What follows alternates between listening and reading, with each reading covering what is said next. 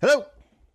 You're listening to The Dollop. I am Dave Anthony. Each week, I read a story from American history to my friend... Gareth Reynolds, who has no idea what the topic is about. Gary. Gareth. God, you want to hit a dude? I'll do one bump. People say this is funny. Not Gary, Gareth. Dave, okay. Someone or something is tickling people. Is it for fun? And this is not going to become the tickling podcast. Okay.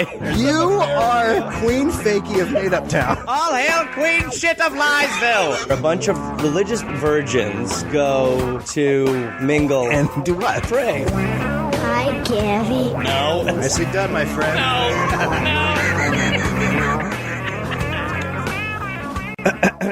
The Stiles family has been afflicted for over a century with ectrodactyly, Oh, so they have wings. a condition commonly known as lobster claw syndrome. Oh, shit. We're It is- about to hear about a lobster family. Oh, boy. I might know a little bit about lobster, man. Really? Yeah. It is a rare congenital deformity of the hand where the middle digit is missing and the hand is cleft where the metacarpal of the finger should be. And a lot of times people who don't have that disease but are around people who have that disease they don't eat lobster anymore. What? Yeah, they stop eating lobster because... Is that true? I would imagine it is because if you've ever seen this, I don't see how you could not pull out I don't. lobster meat of a claw and be like, hey, that looks like Daryl. Hey, Jeff. That's Daryl's hand. Yum. The split often gives the hands the appearance of lobster claws, but cases do vary in severity. The condition usually occurs in both the hands and feet. While it is inherited... More good news. Yeah, right. While it is inherited, it can skip a generation. Oh, Jesus. So you don't have it, but your kids are lobster people. Oh, God. It's good. If you have the lobster... go ahead. William Stiles was the first in the family who was known to display the condition in 1805. He was followed by Jacob Stiles, Alicia Stiles, and Grady Franklin Stiles Sr. Grady Franklin Stiles Sr. worked as a sideshow attraction. He was billed as Lobster Man. I will say, Yes. as horrible as it is, Yeah. Freak Show time must have been a little fun. Like, it's so it objectifies people, and it sounds like a terrible life, but Yeah. there's part of you that, like, And you're like, oh, this is... if would I like saw to a see guy that. covered in tar going oofty goofty, I'd be like, okay, well, that's- I'm going to take this tour a little bit further. I pay for that. Yeah. In the 1930s, carnival goers would pay a nickel to step into his tent and see his performance. Grady Sr. and his wife Edna... What was his performance? I don't know, but from what I read, he just gave a speech. He'd just hop in a He would pot just be and, like, like, I peck am a lobster man! And then he would just talk about it. Let me tell you about the ocean floor. Grady Sr. and his wife Edna had 3 children. 2 had lobster claw syndrome. One was Grady Franklin Stiles Jr., born in Pittsburgh on July 18th, 1937. Okay. Grady had a severe case of lobster claw syndrome. Both hands were claws, and his legs were stunted at the knees. Oh, wow. The family moved to Gibsonton, Florida, where Grady Jr. was a boy. You definitely go to Florida. Now, known as Gibtown, it was a famous sideshow wintering town. Many carnival and circus people would spend the off-season in Gibtown. It was home to Priscilla the Monkey Girl, the Anatomical Wonder, and Siamese twin sisters who ran a fruit stand. Give me the list one more time. Priscilla the Monkey Girl, I mean, okay, right there, fantastic. the Anatomical Wonder. And that is a separate person. That's a separate person. So we don't even... I mean, we're just talking double genital, no genital. I hope it's just Barbie giant genital. junk. I hope it's just a giant Maybe just a lobster claw down there. testicle. And Siamese twin sisters who ran a fruit stand. Yeah, look, Yep. I'll tell you something. Yeah. You need the fruit stand. No, I'd get strawberries every day. You need the fruit stand element. Got to. Because otherwise, I'm in. But if they're hawking fruit, I'm Yep. loving. Yeah. This is where bearded ladies, strippers, clowns, sword swallowers, magicians, and anyone else who spent time in carnivals lived. They preferred to be called carnies instead of physically challenged. At one time, it was the only post office... At one time, it was the only post office with a counter for dwarves.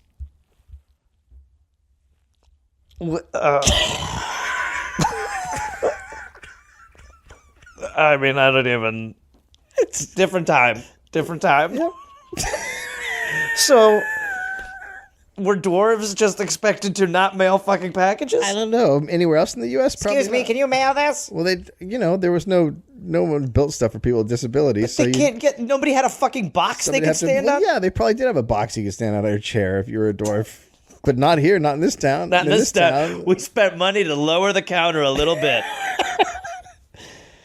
And I also love the clown in the circus freak world. Yeah. It's got to be nice to be the guy who can go home at night, put a little like lotion on your face, wash take your it off. makeup off, and be like, "Hey, all right, I can go to a bar and be fine," as opposed to a bearded woman or someone who's just double genitaled. Double genitaled. Aside from the agreeable winter climate, Gibtown offered unique circus zoning laws that allowed residents to keep elephants and circus trailers on their front lawns. Hey, welcome to Florida. As you drove down Route 41, you would see a sign that read Giants Camp. That was because a giant man ran a combination trailer park restaurant and bait shop. There's a lot there. There is a lot there. Yep. Yum. Uh-huh. I'm just going to go get a meal from a circus freak and buy some bait. You know what? I want to eat some eggs right next to all that bait.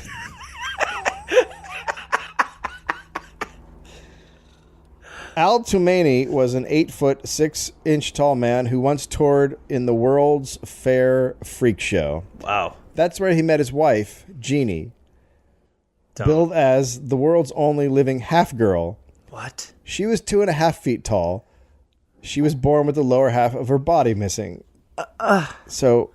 So you have an 8-foot, 6-inch man just plowing a torso on a wedding night? I assumed that she just had no legs, so she just had like a vagina down there. And That'll do. He could just pick her up like an apple and fuck her. Yeah, I mean, If you would fuck an apple.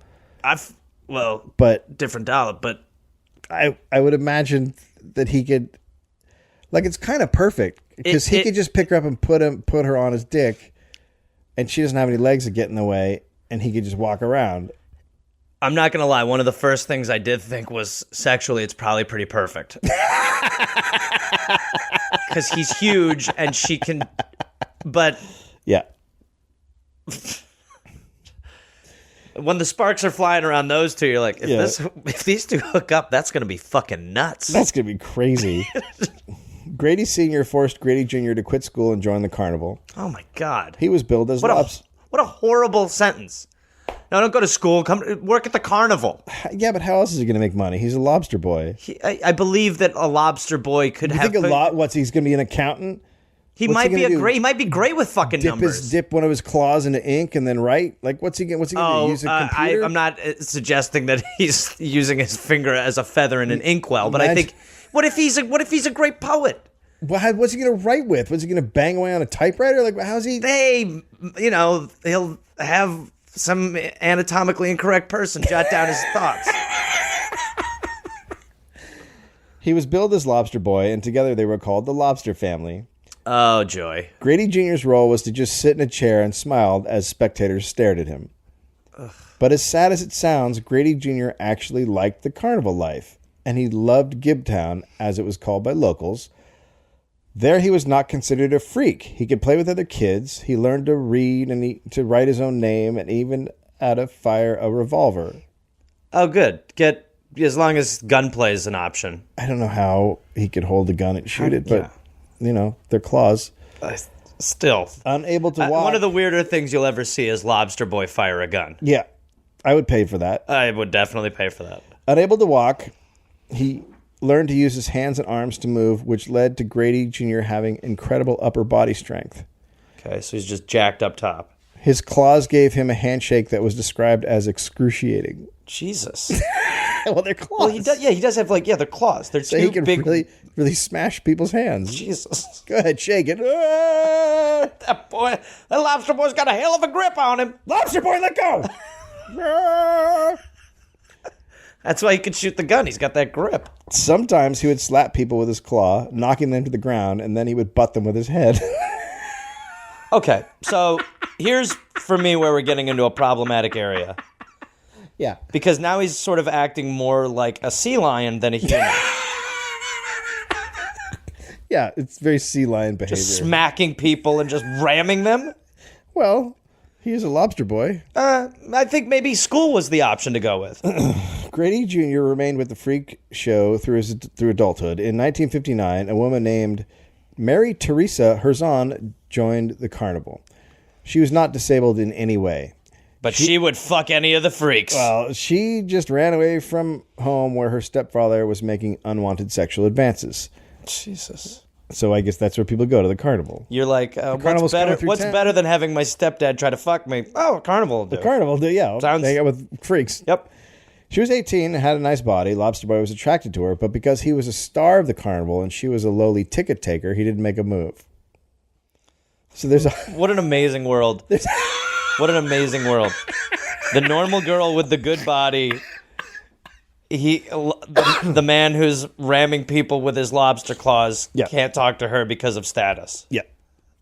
He doesn't want to be taken down a notch by dating a normie. You're dating a ticket taker? No, I'm fucking a lion.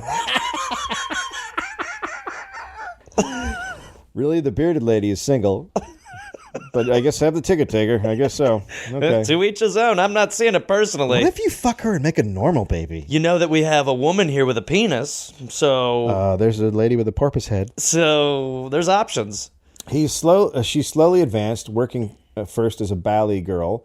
Ballet girls would stand in front of tents and ballyhoo the shows inside, so they would like get people to go in. Next, she became a blade box girl, standing at a box through which swords were thrust. Okay. So she's moving up. Yeah, that's a definite increase. And later, she became the electrified girl who sat in an electric chair and was seemingly electrified. Cool. That's when Grady began courting her. Well, that's when he felt like, all right, okay, I've heard about you a little bit now. What's up, electric girl? I've had my eye on you since you was a ballyhooer. Quote from Teresa. Grady was such a charming man. Everyone enjoyed being in his company. They moved in together and lived together for 9 years before Grady married her. Then Grady began drinking heavily. Salt water, right? Yeah. That's normal for him. Those binges often ended in beatings of Teresa. Jesus Christ. Wait. Okay. Yeah.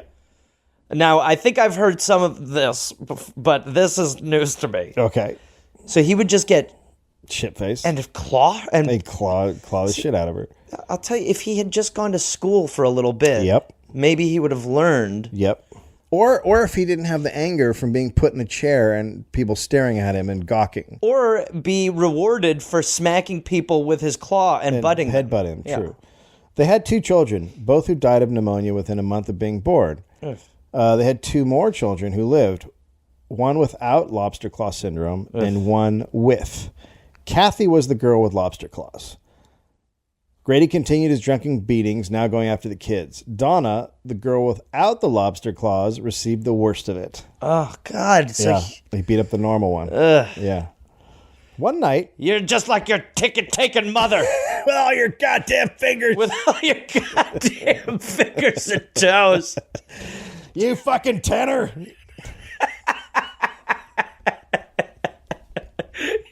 Quit rubbing your thumb in my face.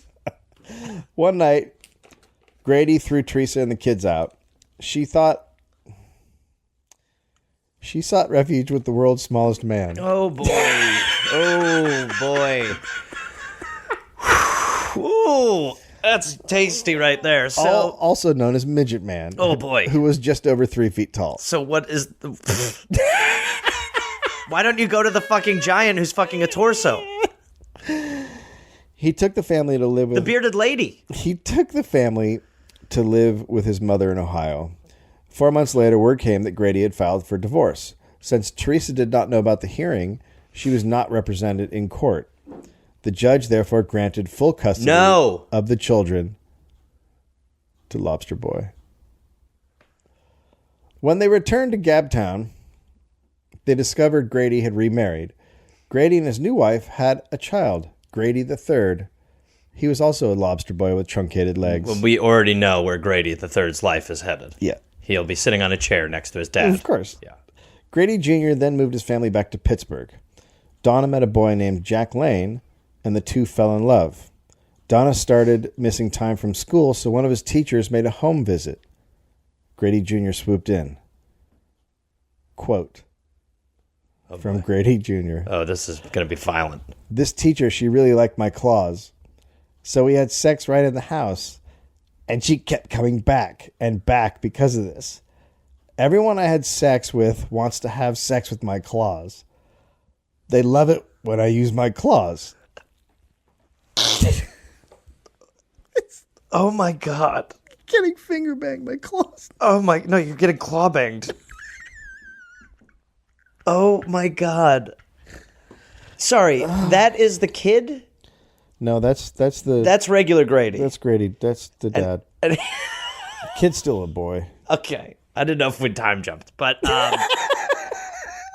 that's so vulgar and strange. But he can also he can double hole. I saw that Yeah. created and coming out of you. Yeah, I'm sorry. Donna soon ran away from her abusive father and moved in with Jack's sister, her boyfriend's sister. Uh-huh. Grady Jr. demanded that she return and threatened to hire detectives. Donna called her father and told him she was pregnant and wanted to get married. But she wasn't pregnant. She returned home and Grady agreed to the marriage. A wedding date was set, September 28th, 1978. The day before the wedding, Jack and Donna went to Zayre's department store to buy her a wedding dress. Grady Jr. went to a bar and drank 12 whiskeys. Oh, boy. When Donna came home, she noticed Grady's wheelchair was missing, so she went out to look for him. Oh, no. Then she heard a bang come from the house, and she ran back. The Lobster Boy had shot Jack in the chest with a shotgun. What the fuck? He died. When police arrived, Grady just said, "Take me, I'm ready." What? Yeah, he didn't want his daughter getting married. The Lobster Boy's terrible. I know he's terrible. What I remember is that Lobster Boy drank a lot and was violent. Okay, well, you're getting that. Yeah, I didn't realize he was shooting people in the chest. Grady was charged with first-degree murder. His deformity created a strong sympathy for him. At the trial, his character witnesses were a bearded lady, a carnival midget, and Paul Fishbaugh, a.k.a. the Fat Man. So I remember when I told you my jury duty story once, where I pretended to be racist to get thrown off of a jury. This is the trial you want to be on. This is the one where you're pitching why you get jury duty for this trial. Yeah, this is a miracle. Because you already, like, to be honest, the more morbid, the better when it comes to a trial. The idea that you get to see bearded women testify. And the Fat The Man? state calls the bearded lady. World's tiniest man. Do you swear to tell the truth, the whole truth, and nothing but the truth? Half lady, what do you say? And the giant who works with worms. The Fat Man weighed 600 pounds and could not fit in the witness chair. So he had to sit on the ground in front of the... On the ground was the front other of the option? witness stand. They Where else couldn't- was he going to sit? I don't get a fucking big chair. He couldn't fit in there. Sit The chair only barely Couldn't fits in stand? there. I guess he could stand, but he's so fat. He might need to do a little more standing. But Lobster Boy was the best witness of all. Having been a showman his whole life, he gave the performance of his life. The jury only found him guilty of voluntary manslaughter. Wow. But jailing him proved to be a problem. Oh, Christ. A state penitentiary official wrote to the judge to say they didn't want Lobster Boy in the prison system because they would have to put a guard on him all day long to care for him, and that wasn't possible. So Grady was given a sentence of 15 years probation. 15... Because he's a lobster boy. He's like magical. Yeah, I will say he's a real loopholer. Grady immediately left town to avoid paying his attorney and started... After all this, after murdering a man and getting away with it, I'm not going to pay for that shit. And he started his own sideshow with 10 acts. Grady then divorced his second wife and moved back to Gibtown. Meanwhile, Teresa had grown bored of her tiny husband and she divorced him. She then moved back in with the man who beat her repeatedly, Lobster Boy. Ugh. In 1989, they remarried. It's just, if you're her parents, you've got to be like, well, we did not do a good job. She brought her son with her from her relationship with the smallest man. Her son's name was Glenn. He was 6 feet 4 inches tall and weighed 240 pounds. Oh, snap. And he had Down syndrome. Oh, my God. Is anything right? Oh, my God. Grady Jr. appeared to have changed for the better. He was kinder and gentler. He kept his drinking at a minimum at first. Oh, God. Then he started drinking more and more. And even more so when he went to the local carny bar called Sideshow USA. The beating started again. Grady felt invincible. When he resumed beating his family, one of his favorite taunts was, "I killed before and got away with it. I can do it again." In 1992, Lobster Boy hit the road again. It was his 42nd year in show business. By this time, 42nd he had year. pushed most of his family into the business. His daughter Kathy and her husband ran the Animal Oddities exhibition, which included a 2-headed raccoon. Donna ran an illusion in which she turned into a gorilla. Glenn was there. He was called the Human Blockhead. Oh, boy. And he drove nails up his nose. Oh, my God. Oh, my God. I mean, nobody is safe. This is an outbreak. Grady III was there as the new Lobster Boy. Together, he and his father were the Lobster family. Yeah, for sure. The 1992... This is 1992! For those of you wondering what was going on, grunge was about to start. I mean, this seems like it should be the 30s. It's 1992! We hear monsters. Nirvana's about to put out their album! Yeah. The 1992 tour was full of family fights and squabbles. Teresa said she wanted Grady Jr. dead, and Kathy agreed. In the fall, Teresa asked Glenn, the Human Blockhead, to find someone to kill Grady for $1,500. Glenn contacted Chris Wyant, a sideshow performer who was known to brag that he killed people in drive-by shootings. More likability. Always believe a carny when he says he's killed people in drive-by shootings. I love to drive by and shoot people. Well, you're probably our guy. When I'm not a clown. Your resume seems pretty tight. Chris agreed to do the deed. Chris then asked his friend Dennis Cowell to drive him somewhere. He took Dennis to a store and bought him a pair of black pants, Nike shoes, a black and white shirt, and a Raiders cap. Dennis was thrilled. Chris then asked Dennis to drive him 5 miles away to buy a gun. He asked Dennis to fill out the paperwork for the gun, which Dennis did. What, are you getting a weird feeling? Yeah, very weird feeling that this guy is implicated in a drive-by he doesn't know is happening under his watch. A couple days later, Teresa and Kathy ducked out of their mobile home and left Lobster Boy watching TV. Just after 11, Chris entered wearing black pants, Nike shoes, a black and white T-shirt, and a Raiders cap. I hope he bought two. It's foolproof. It's foolproof. He just completely set up his friend. Yeah. It's amazing. Yeah. Get the fuck out of my house. Get the fuck out of my house, you Lobster Boy, right before he was shot in the head. Oh, my God. The plan did not work, though. Cops immediately suspected Teresa and Kathy because they had left the house right before Lobster Boy was shot. Hey, we're going outside. To do what? Outside! To not be implicated. Plus, they showed absolutely zero emotion at the murder scene. They were like, oh, yeah, he's dead. Oh, good. Or, damn. Oh, I feel bad. Oh, that's a shame. And He had so much beating left to do. a big strike against the two was that Teresa had hired her son with Down syndromes to find the killer. Probably hard to... So that was... I mean, let's be honest. That's probably pretty easy to crack. That's it. Hey, did you kill him? No. Did you hire someone to kill him? Yeah. Okay. Thank you. He's got nails in his face. He's got nails. Just this one doesn't come out. Okay, we're good here. Blockhead. Teresa, Chris, and Glenn went on trial separately. Chris was convicted and received a sentence of 27 years. Teresa tried a battered spouse defense, but it didn't fly because she hired a killer. You can't... Yeah. Look, he beat me up so much that I went out and hired someone to kill him. That I calculatedly murdered him. At the trial, her attorney played a horrible video of Grady Jr. putting Grady III in a headlock and choking him. Grady III testified he couldn't breathe, and this kind of thing happened often. Suddenly, the judge took ill, and a new judge was brought in. The new judge asked the tape to be played with sound. Now it was a different story. On the tape, father and son could be heard giggling. Oh, dear. Jesus Christ. Is there volume on this? It's interesting you ask. There is. Oh, you are? And it no, completely changes. we don't need volume. Damn it. The volume defense almost worked. Teresa was convicted and sentenced to 12 years in prison. Glenn, the human blockhead, was up for trial next. The DA offered him the same sentence as his mom if he pled guilty.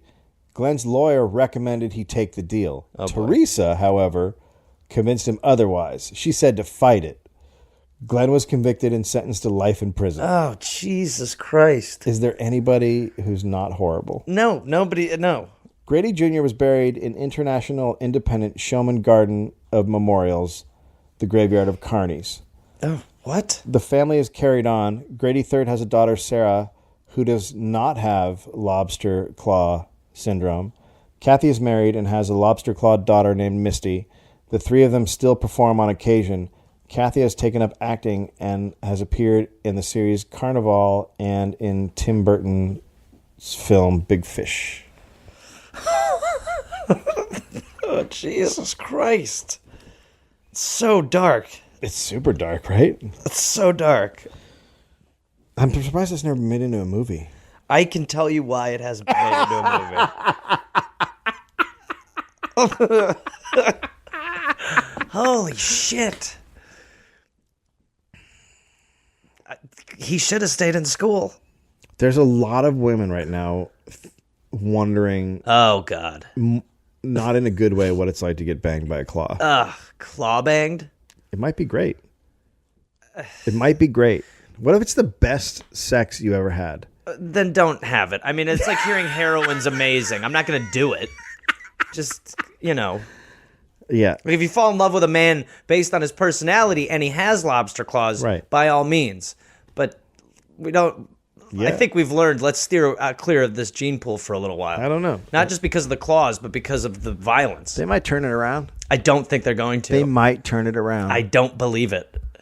I'm telling you. No, you're not telling me. All right.